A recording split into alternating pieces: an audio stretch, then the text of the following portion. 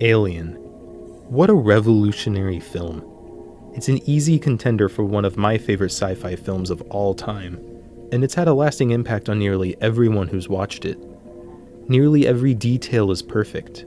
The set designs are inspired, the camera angles are fascinating, the acting is stunning, the music is incredible, the twists can shock even someone who's seen other movies and shows parody those iconic moments, and best of all, the monster is horrifying and leaves the viewer unknowing what's going to come next throughout the entirety of the film.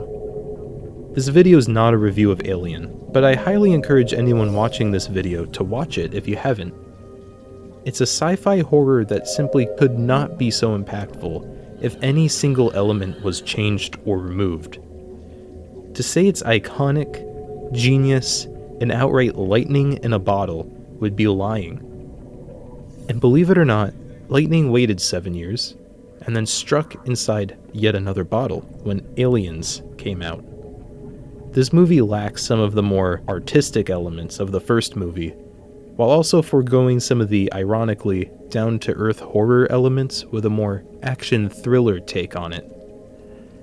It certainly goes in a different direction with its emphasis on the colonial marines, but it stands tall alongside the original as a nearly perfect duology of movies. They were impressive for their time, and they're impressive today. Truly, these are inspirational works of art. So inspirational that a few guys in their new game studio would be inspired to make their own sci-fi series with action and horror elements. Enter Bungie. What started as two guys teaming up to make a short dungeon crawler game eventually expanded after their release of Minotaur, with a few more people joining in to help with the story, some programming, and art for their next game, Pathways into Darkness, and then its spiritual successor, Marathon. Marathon is to this day an underrated classic. It's sloppier than its other Doom clone contemporaries, but that's because it was very ambitious. The player moves around this colony ship to ward off and then warn Earth of this intelligent alien species that is seeking to conquer the human race in their series of already successful galactic conquests. The gameplay is indeed mostly Doom-like running and shooting, but Marathon incorporates platforming utilizing a, for the time, innovative floating mechanic to its player, alongside some general emphasis on the in-game physics and player momentum. The physics do make a lot of the fun, but it is also the biggest tool you have to survive some otherwise brutal and almost unfair enemy placements. Mechanics can create fun, of course, but they can also create fear, and there were a few good times in Marathon where I felt that fear due to how the level design inhibited my movement. One could say it was almost like Alien in a sense, where it was me scrounging around this ship that my character was familiar with, trying to find any way to get an upper hand against an unknown, intelligent alien threat. Throw in some sometimes trustworthy, sometimes traitorous AI companions, and you begin to see the inspiration a little bit more. Marathon would not exist, at least the way we know it, if Alien did not exist. Then, as the technology advanced, we saw its sequels take some of those base ideas of Alien and Aliens and adapt them even more into Marathon's incredible world. The Sphit are already almost Giger-esque in their biomechanical elements, but then they're later contrasted by the Flicta and the Ticks, which brings to my mind the facehuggers and the chestbursters being more organic looking compared to the aliens' more biomechanical looks. The Four and the Marathon's crew both feel somewhat inspired by the company from Alien and how uncaring they are of their own respective people. The Four in particular seem to just advance their war for the sake of it at times, and the parallels between the AI, the simulacra, and the synthetic humans from Alien begin to get a little bit more obvious as these games progress. Obviously, Marathon is inspired by a lot more than just these two movies, but you can still see how much of an impact these have had on them. And let me reiterate, this is just one inspiration.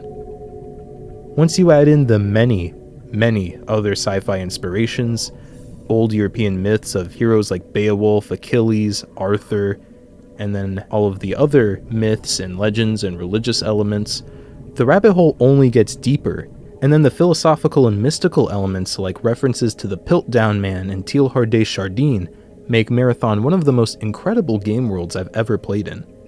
Marathon would ultimately sell well enough to fund future games, but it wouldn't sell enough to become quite the cultural icon we see it as today.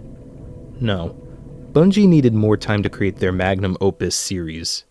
With the Marathon games under their belt, Bungie would bring in even more people to their studio, like Marty O'Donnell and Jamie Griesmer. And together they would make... That's right, Myth. Got ya. Not many people talk about Myth, but you see them lean more into their love of European legends and make some really cool RTS games out of them. But then, with this team, and a few newcomers once more, they would finally go on to make... Oni. Ha, gotcha again. But yeah, also the game that this whole video is about, Halo. Halo was unforgettable to all who played it. Multiplayer aside, since that really does deserve its own video, maybe one day, the campaign was insanely fun and dynamic. No two runs of the game would feel exactly the same, and it was all propped up by this incredible and mysterious world that grabs your attention right from the start. I mean, it's in the name, Halo. It begs so many questions. How did the ring form? Who made it? What is its purpose? What is on it? Why do we care about it? Why do the enemies care about it? Who even are our enemies? Of course, most of these questions get answered pretty conclusively in the first game, but it still leaves plenty of room for the players to make their own inferences, imagine the world beyond what is explicitly told to us, let our minds fill in the gaps, and of course, eventually expand on it in a sequel. Through a great union of fun gameplay and well-crafted intrigue, the first half of Halo becomes a great sci-fi shooter in its own right. But of course, the twist happens halfway through. We finally see the purpose of Halo, and this is truly where that alien inspiration rears its head once again. As we play through the 343 Guilty Spark mission, we get to see video feed of these Marines unknowingly entering an alien nest, and nearly all of them dying. We then eventually have to go in there ourselves, and for first-time players this can be a pretty difficult mission to beat without dying. Sound familiar to a certain movie? That's right, Halo wears its alien inspiration on its sleeve even more than Marathon did. This is not a complete list by any means, but let me share some of the connections I've personally found, including some that won't show up until Halo 2, Halo 3, and so on, but let me know if any of these are a stretch, because some of them might be. The video feed of the Marines finding the Flood is definitely in reference to that iconic scene from Aliens. Just look for yourself. While I know the Flood were inspired by the book The Vang, they're still much like the facehuggers in how they infect a human with those surprise tactics. They literally jump towards the face, it seems. The Flood take on multiple forms based on who they infect, like xenomorphs. The Flood have a much larger central figure they protect and take orders from. In their case it's the Gravemind, and in Aliens, it's the Alien Queen. The Flood are weak to the flamethrower, kind of like how fire is usually depicted as the best source of defense against the xenomorphs. While Master Chief's armor is based on Starship Troopers, the Marines are based at least in part on the Colonial Marines, of course. Sergeant Johnson's a pretty obvious reference. Keyes, as depicted in the mission named after him, you know, the one where he becomes like the proto-Gravemind, is definitely in reference to the way humans look when brought to the xenomorph nests. This one might just be me, but I feel like the elites, and particularly the Arbiter's armor, are kind of meant to slightly look like the xenomorphs. That one is a stretch. So, that list is pretty long, right? But despite that, it doesn't really feel like Halo's some rip-off game adaptation of Alien. It stands on its own, alongside it, because Bungie was again inspired by Alien. They brought plenty of their own ideas to the table, and especially leaned into some of them for the sake of it working better as a game. Obviously, they were more inspired by our real-world military, and in fact, the Marines empower the player a lot, especially in the Halo and Silent Cartographer levels. Religious themes run deep, going from the more obvious references like the naming conventions of Covenant, Halo, Ark, and so on, but also down to the more minute concepts like Chief being a sort of Jesus allegory at times. And yes, he is. He fights literal false prophets and almost divinely inspires those who see him, and that's just scratching the surface. Also, Arbiter would be Paul, but that's a bit of a stretch. Also kind of deserves its own video. It seems to me that they knew when to break down certain elements of their inspiration into their more basic forms. Take other elements at a surface level, and then let them morph together or clash when need be. Sergeant Johnson, for example, at the start seems like a very surface level rip of a pwn from Aliens, but with all the other stuff going on in Halo, he stands as his own character. Especially after Halo 2 and ODST giving him unique things to act on and react to.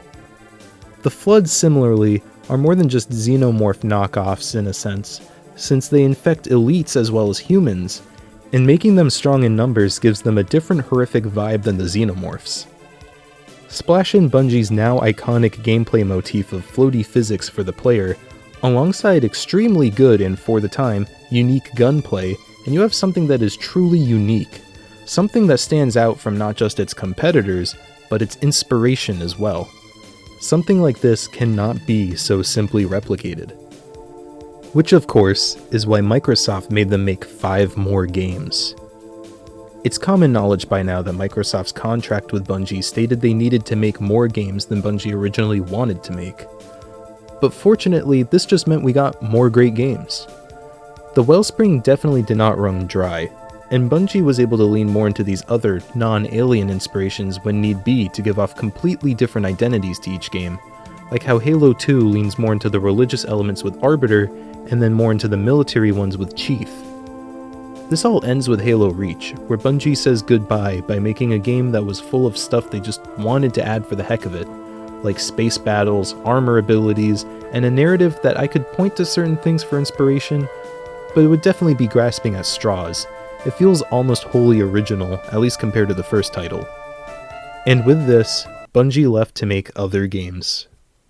Bungie would eventually have its own fall from grace separate from Halo, but with them gone to do their own thing, Microsoft had to pass the reins off to someone else.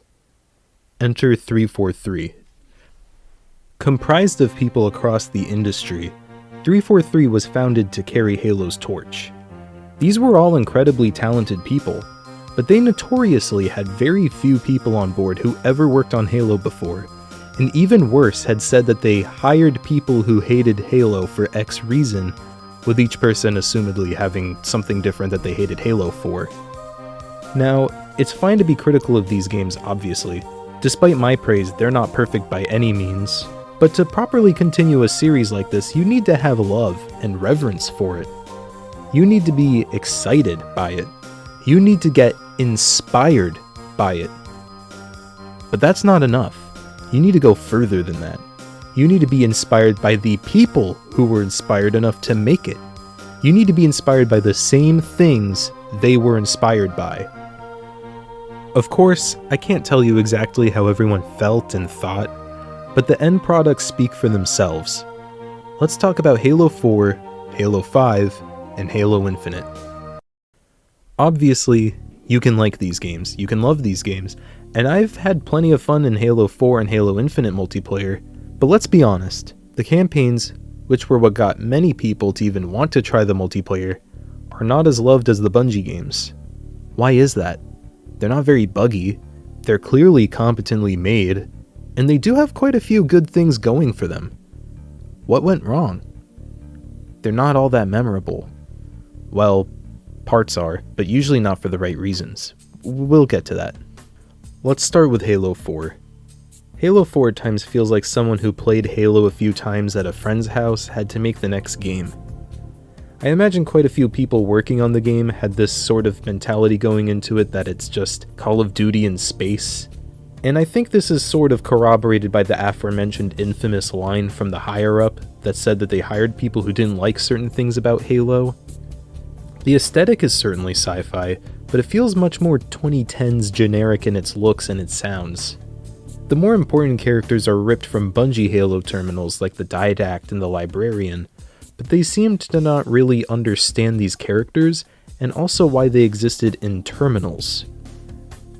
The themes feel skin deep and too on the nose. They literally have a chosen one element to the plot. The exception to these themes involves the subplot of Chief and Cortana's relationship, where the writer mentions he was inspired by him dealing with family members with dementia. There's quite a bit of depth to that, and it's explored in a very interesting way, with Chief needing to rely on other characters for support at times, which we never really get to see him do in the previous games. Usually it's the other way around. Still, as comparatively good as it is, it's not a very great story to tell for Chief. I would have liked to see this sort of story told through someone a bit less larger than life, like an ODST or a Marine. In fact, ODST, the game, did something like this, with its emphasis on the relationship between the ODST squad, and it was a really good success in my opinion. Gameplay-wise, they took kill streaks and sprint from Call of Duty, which feels grossly out of place and especially unnecessary in the multiplayer. Sprint in particular is a very controversial element among Halo fans, and for good reason. It ruins the power fantasy in a not so obvious way. Spartans should be implied to be moving at top speed at all times. Going even faster than that should be based on equipment, the terrain, or a vehicle. 343's inclusion of sprint feels pretty misguided, like they wanted it in since other shooters had it, but they didn't think of the consequences on the greater gameplay since it's so ubiquitous in all other FPS games. It could increase horror elements since it provides a choice between fleeing or shooting, but there's no real horror elements in Halo 4. It removes the power fantasy of playing as Chief without introducing anything new in its place. The sprint debate does go a lot deeper than this, but I've harped on it long enough, so let's move on. So Halo 4 was pretty underwhelming, even to many open-minded fans. Did they do better with Halo 5? Well, they seem to get inspired maybe by Marathon's rampancy ideas, or at least the carryovers from that series to Halo, since Cortana is somewhat rampant in this game, having been sort of advanced through the Forerunner tech that had saved her, and thus is the antagonist for most of the game, and furthermore, Chief is in a fugitive role by being hunted by the UNSC. Even though it kind of retcons Halo 4's ending, this is a great setup to a Halo game. Rampancy is already something in the Halo universe, but we never directly see it, unless you start killing Marines and Commander Keyes in Halo 1. It also makes sense some Spartans may go rogue for one reason or another, and so that angle, and how the UNSC would react to it, is really interesting in concept. Could this be a return to form of sorts? A proper new direction for the series, perhaps? Unfortunately, no. Again, the game is competently made, but the new gameplay additions feel very incongruous to the story they're trying to tell, with Spartans feeling almost comedically super heroic at times, which I believe is in part due to them wanting the game to be more of an esport game, which meant eschewing some of the old Halo design choices for it. Sprint aside, we already talked about that, we have slide, clamber, charging, and ADS, which are fine mechanics in other games, but in a game like this, they feel very strange, at least in their implementation. Sliding, I understand, is more of a QOL thing, and it can play into a power fantasy and horror elements at the same time. Clamber, though, it seems like a QOL thing at first, but Halo's design philosophy seems to be that the floaty jumps are how you scale vertical areas. You jump so high, you don't even need to clumsily clamber up walls. The charge is definitely a power fantasy element, but it goes too far in my opinion. It feels sorta silly. ADS is another big area of controversy in the Halo community, and I'm not really going to get into it since that could also be its own video, and other people have made videos about it. But I'll say this. You need to consider what the element does for the game, and for the narrative you're trying to tell. To me, accurate crosshairs out of scope convey a strong power fantasy, or at the very least builds an idea in your head that the tech is more advanced, while taking the time to ADS is, as you would imagine, slower, and thus builds up more tension. The weird areas of focus here extend to the non-gameplay parts of the campaign too. They have all these narrative ideas fall pretty flat by not focusing on them enough, and especially not focusing on them in a game, you have to read the books to get the best parts. Master Chief and the new character Locke don't get any real time to build up much chemistry. Cortana doesn't get as much focus as I would like, and the Arbiter returns just to be pretty underwhelming. Reminder that the Arbiter is the Elite's version of Master Chief. He's not even that important in the game though, and when he does see Chief for the first time in years, they don't even acknowledge each other. Some interesting bits do peek through, however, like seeing some of Sanghelios for the first time. Something that 343 also definitely gets right in Halo 4 and Halo 5, and even in Halo Infinite, is the sense of scale, even if the aesthetics are otherwise a downgrade from Bungie's Halo games. Halo 5 was all over the place, and in the end it was split so many ways that it started to have an identity crisis. There's no strong, central idea that pulls it all together.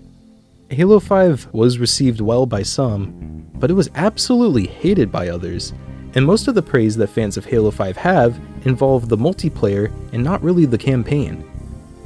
So, with another game that was seen as a step down, did 343 finally get it? Did they finally return to form with Halo Infinite? Unfortunately, not really, but it is complicated. On the surface, it is a triumphant return to what the fans love. The old Forerunner aesthetic is back, the weirdly complicated narratives of the last two games are stripped back to focus once more on a Halo ring and the events on it. Chief is fighting familiar enemies alongside his AI companion and the Marines, and the old musical motifs return to tie it all together. They even bring in a really cool faction to serve as the Covenant's successor, that of course being the Banished from Halo Wars 2. But the problem, again, is that most of this is only on the surface. Peel it back, and you'll see that they were pulled in so many different directions again. A lot of these old returning elements are indeed great, but they never feel quite like the true focus. But at the same time, the newer things that 343 adds in seem timidly done in most of the circumstances. The Banished aren't as intimidating as they initially appear, and having the main villain taunt you through the game doesn't really work since he's not in the same position that the Prophets were. The open world kind of wrecks the pace of both gameplay and narrative, since there's less importance placed on the objectives you complete. It feels a lot less cinematic as a result. The Harbinger and the Spartan Killer aren't really developed enough to have much impact, and the Endless are a teased Flood replacement, and it feels hollow, especially since their build-up is pretty sloppy and again, timid. And speaking of timid, the gameplay is the best in a 343 game, at least in my opinion, but they added some really unnecessary features out of what I can assume is a fear of modern audiences rejecting the game. I really do apologize to people who love Sprint, but I do need to mention it once again here. It's very pointless in this game. The speed boost is practically non-existent, and only really exists as a way to enter the other states like the slide. I still have no issue with sliding really, but I will say that I wish there was more level design that made more use of that, and the crouching in general.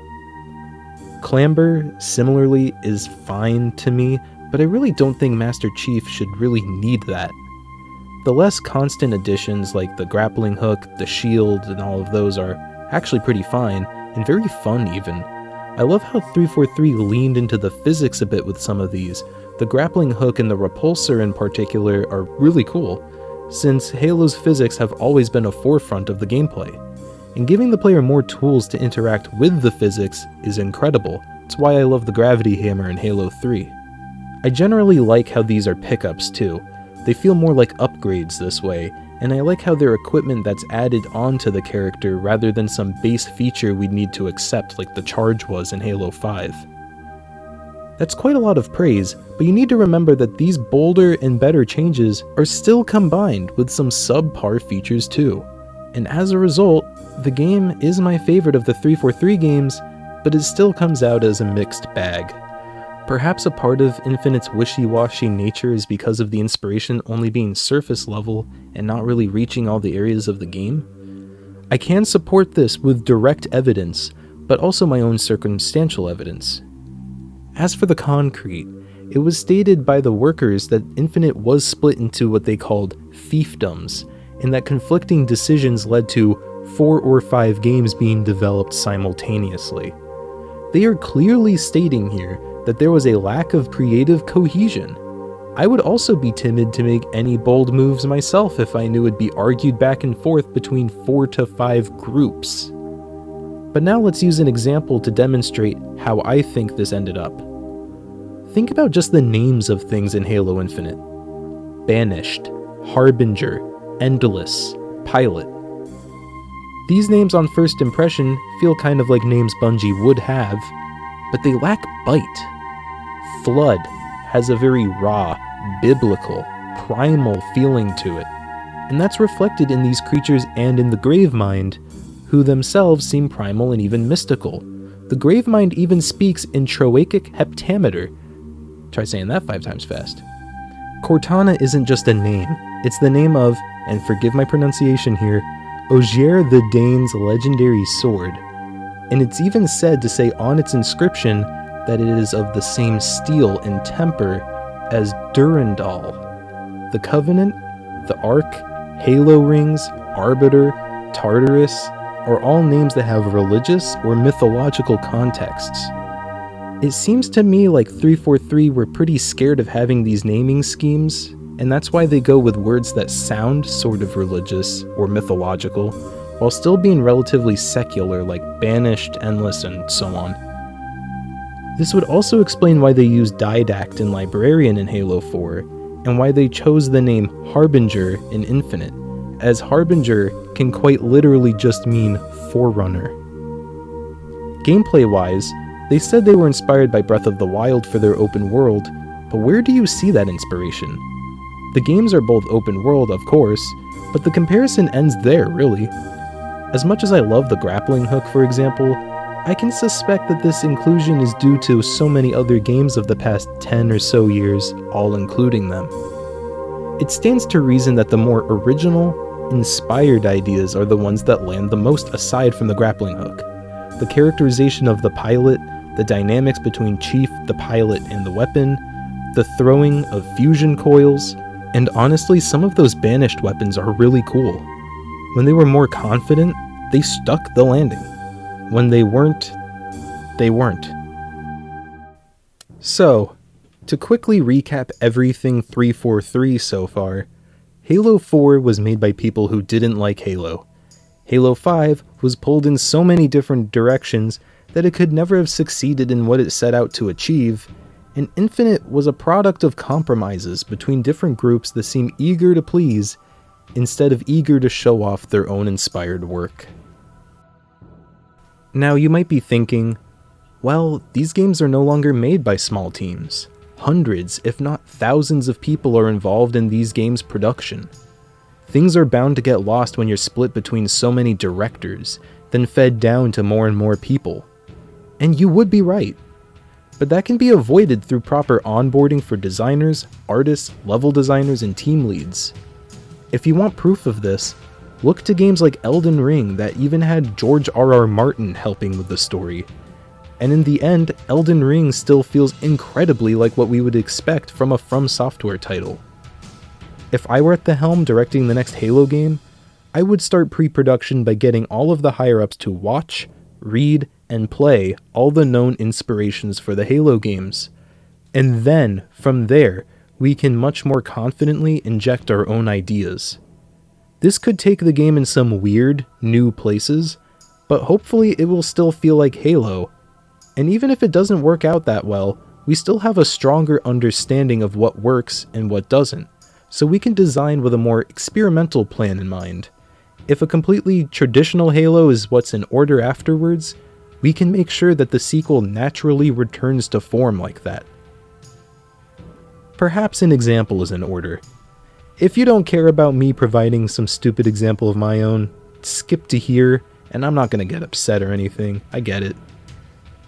Also, mind you, I am not in charge of the next Halo game, so take this pitch as an amateur's ridiculous concept that will never get made, and not a 20+ year industry veteran's idea that would get made. Also note that this is just an example. If you have your own cool idea, drop a comment, and I'd love to read it. I actually would. This is just an example of how inspiration can lead to a hopefully stronger and more flavorful product. Alright, my disclaimer's out of the way. Are you ready? Okay, here we go. Okay, I'm sitting in my fancy office chair, and the previous week I've been watching Alien, Aliens, Blade Runner, Starship Troopers, and Ghost in the Shell. I've read books like Do Androids Dream of Electric Sheep, Ringworld, and Armor. I've played Doom, I've played Wizardry, I've played Marathon, and I've played the Halo games. I've studied up on various mythologies, and I've even made sure to get some Bible study in. Now, with a more proper baseline understanding, I come together with my team, and we begin to work on our concepts. After some back and forth, we decide that the next Halo game will scrap everything from 343's era. If anything from that era worked, we can reincorporate them back into our new game. We're also feeling more confident to take some of our own risks now that we've gotten into a more proper headspace for this brainstorming session. These risks will be based on what we want to accomplish though. No holding ourselves to industry standards and simply trying to subvert or conform to what is traditionally done in FPS games nowadays. From here, we ultimately decide on our big premise. Master Chief's story's been told. We're not going to immediately include him. This isn't to annoy fans or anything, this is in reverence to Chief's ending during Halo 3. He says, "Wake me if you need me," and we haven't built anything up to need him yet. So, we're going to be selective about who we bring back, who we introduce, and we're going to make sure everything fits in perfectly like a puzzle. So, with that out of the way, who do we focus on? We could use Arbiter and the Shipmaster and have a game about them and the elites. We could play it safe and build up another Spartan. We could even focus on the ODSTs, maybe try something new and use Marines. But, since our original premise is that nothing has gotten so bad that Chief is needed yet, let's actually make a game where you play as a failed Spartan, someone who wasn't able to get the full augmentation that other Spartans had. This lets us put the player character somewhere above typical Marines, but it's still not on the same level as someone like Johnson or Chief. This is perfect, since we can still have superiors to answer to on the battlefield, but we can also take control when we need to. We can even explore some of the complications and issues that arise from this very unique position the player's in if we want to tell a more personal narrative like Halo 4 did. So the player character is decided, but what conflict could arise that would warrant this guy to be fighting, but not for the UNSC to seek out Chief for his help yet? First of all, let's bring back those rampancy ideas from Halo 1 and then kind of Halo 5. The Covenant lost the war in Halo 3, but they had captured and experimented on human AIs before then. This lets us bring back the Covenant in a brand new way. Cortana was pivotal to humans winning the war, so what if other, and similar, albeit weaker AI were against humanity? This might retread the Tycho and Durandal battles in Marathon Infinity a bit, but Halo's world is unique enough to throw wrenches into that similar premise eventually. So our conflict will be that some old Covenant AI had escaped capture, and were building up troops under false pretenses in order to make them feel whole as an AI again. This aspect of the narrative can be explored through fears that we currently have about AI. The troops that choose to further the AI's goals are rewarded with luxurious and convenient lifestyles where outside the battlefield, they no longer need to lift a finger since nearly everything is automated for them, even their media. This will allow us to spend some of the first parts of the game off a Halo ring, where we can explore how these AIs have adapted Covenant ships for their own use cases. This also lets this faction play a little bit more sloppily, and thus be easier at the start since they're a little bit less disciplined. Meanwhile, we can incorporate the Banished's concept once again, but with a twist. The Banished are still a faction of, well, banished Covenant, but this time, let's make them banished due to being so zealous that even the Covenant couldn't contain them, and thus they're out on a crusade to convert or kill. Jackals and brutes can already be pretty scary, but once you give them this cult-like holy goal, now you have a faction with much more aggressive enemy AI than those of the previous faction. We can even call them the excommunicated or something like that to keep in line with that religious naming scheme from the previous games. And this lets us use the Banished from Halo Wars 2 and Infinite if we want to use them again down the line as their own faction. I like the idea of multiple fractures of the Covenant hanging on, so this doesn't really bother me or anything, so long as they aren't said to be as strong as the Covenant was or anything like that, because they should be smaller. So now we have our factions and some overarching goals, but what is the big inciting incident? In Halo, it was them finding the ring. In Reach, it was them holding a last stand on a doomed planet. In ODST, it was the incident in New Mombasa. In this game, it'll be your ship getting caught in a battle between these two enemy factions. Some years after Halo 3, you jump to fight them off, weaving through enemy lines like in the Pillar of Autumn, until you narrowly escape with your ship's AI. Let's call him Joyeuse. You then go through a couple of missions where you try to build up your team of Marines again and attempt to send messages back to Earth. About a quarter to a third of the way through the game, the twist happens. The surviving fractures of the destroyed Halo rings start giving off signals. Signs of life, as it were, assumedly from its monitor AI. Knowing that Forerunner secrets and technology are still out there, it begins to become a little bit of a big deal once more. What ensues is the player, being the closest ship to one of these Halo remnants, exploring those beeps, and thus the remaining bits of the Halo rings, and trying to send back intelligence that only other UNSC AI can decipher. Joyeuse is fortunate in that he can alter sections of his code to more accurately decipher other code from Covenant AI, and even some Forerunner tech eventually, which is supposed to be a sort of soft reference to Joyeuse the sword changing color. Because of this, Joyeuse seems reliable in the short term, but as he reads more and more code from these factions, he begins to seem a little too interested in these other AI and the Forerunners. During one point though, an EMP can temporarily wipe out Joyeuse, and the player has to survive this dark, ruinous area of a Halo ring with no assistance. Throw in some kind of fauna, or maybe even a flood entity that inhabits some sort of resilient creature, thus surviving Halo 3's climax, and it can get very scary very fast. At the end of the game though, of course, we reveal that Cortana has received one of these messages from the player in Joyeuse. We can leave enough room in the story should we want to expand upon it in a sequel or two, but the ending will be something that inspires hope in the player and in the world, knowing that out of the ashes of this previous war, a better world can still exist. If players don't receive this character or Joyeuse well, then fortunately for them, we've set up the next game so they don't even need to play a big role, or any role for that matter. Chief can take over. And now, for the gameplay. This one is tough. How do you backtrack on all the additions made in Halo Infinite, which already backtracked on additions made in Halo 5? Well, for this game, I don't think I would. Well, at the start, I don't think I would. This is how you can tell a story through mechanics. If Chief were the main character, I would have him play just like in Halo 3, since I think the player mechanics were pretty much perfected there. But this character is a little smaller, a little weaker, and a bit less lucky than Master Chief. So, he has to clamber, he has to slide, and maybe even, yes, sprint. I would make it so holding the weapon switch input makes you lower your weapon to run, so it feels more like a tactical decision than a simple running toggle like the previous games.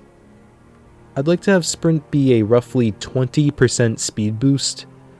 The player, much like the character you control, needs to learn to rely on better tactics, and by the end of the game, should have some confidence and not be using it anymore, and mostly exist just as a vehicle for clamber and slide until those are removed as well. Should make the player feel almost clunky in a way that invokes horror vibes, since I want to lean more on those elements in this first game.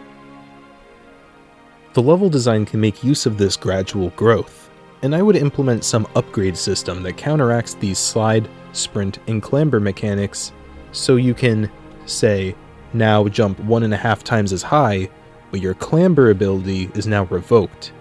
Or, walking speed is now equal to sprint speed, sprinting is thus removed. And maybe even we can say, the sprint input is now used for dual wielding. Note that slide, clamber, and sprint are functions that happen based on pre-existing inputs too.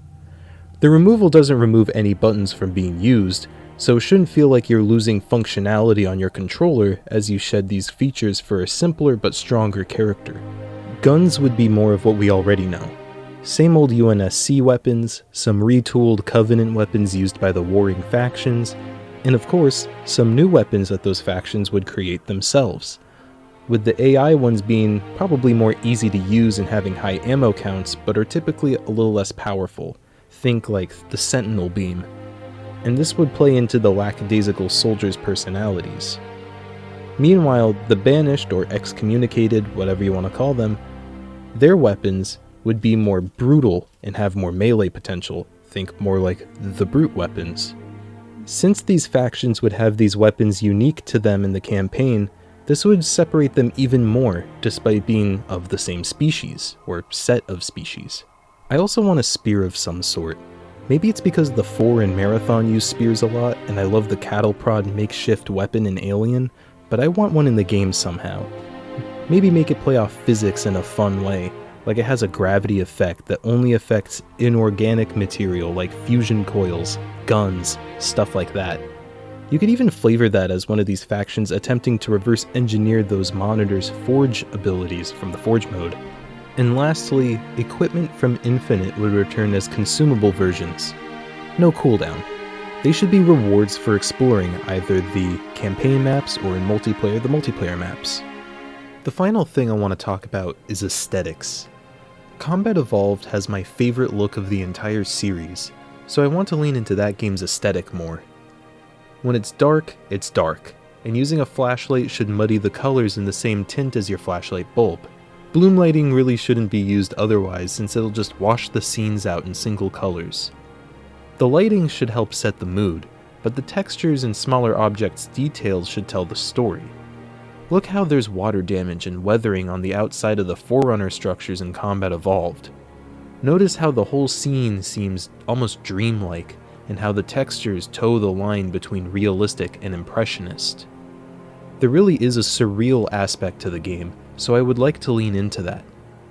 Building interiors for the UNSC and AI-ran Covenant ships would be very bland and plain at times, kind of like the Nostromo in Alien. It can add to the brutalist feeling this way, especially since you start exploring some Forerunner structures eventually, which are also very brutalist. Music plays a role in the overall aesthetics too, so for that I would employ heavy use of synths, vocal ahs, and Celtic drums. I would let the music get a little bit into distorted rock sounds, wailing guitars and all that, but I'd also like to have more prog-influenced tracks as well. And get this, funny enough, Marty O'Donnell is a fan of prog rock, and I suspect the creators of Alien were too, since they had heard Brain Salad Surgery before making their movie. Coincidentally, its album cover is also painted by Giger himself. So I've left some parts of this vague and all that. This isn't an extremely comprehensive pitch or anything, but you get the idea ultimately. Forerunner tech is incredible and highly sought after. AIs can be trustworthy, but also not. The Covenant is decidedly gone, but there will still be something left in its ashes, and whether it becomes a horrible threat or just a ripple from the Covenant's drop in history is up to you and your actions. The plot stakes aren't as big as something like Halo 1, but they're not supposed to be. You aren't the greatest soldier like you were with Chief, and thus the stakes have to be smaller. You're a byproduct of a military dealing with the byproduct of a war. We can expand the stakes in a sequel, of course, and we can bring back the Flood to a larger degree, or have some failsafe plan discovered that the Forerunners were hiding in case the Halo rings failed.